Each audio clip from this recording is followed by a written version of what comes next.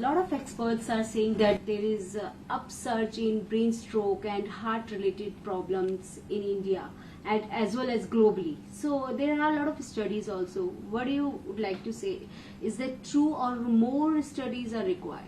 So this is correct, and it has clearly been pointed out, certainly for the original Wuhan virus, where over a period of a year, and this is a large data from the West, which has noticed that over a period of a year in more than 100,000 patients who were studied, there was a 60% increase in the incidence of heart attacks or even strokes compared to the normal population at the same period of time.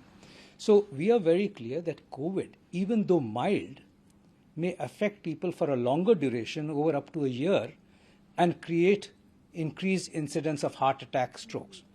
We know that COVID itself, in the acute phases, causes increased incidence of strokes related to clotting, related to inflammation of the arteries, also increased incidence of clots in the brain causing strokes, and clots in the lungs. But we are concerned about the long-term effects also.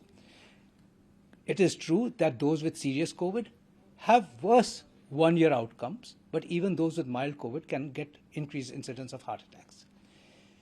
Now, whether this is firstly worse with the Delta, and could be worse with the Delta because, as you saw, Delta was even far more vicious than the first Wuhan original coronavirus. Perhaps Delta could lead to even further increase in heart attacks.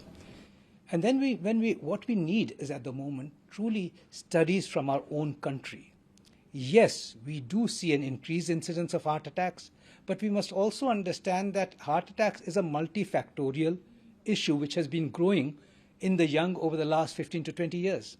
And we have increased incidence of diabetes, increased incidence of hypertension, increased stress, increased pollution, which is happening in parallel with COVID as well.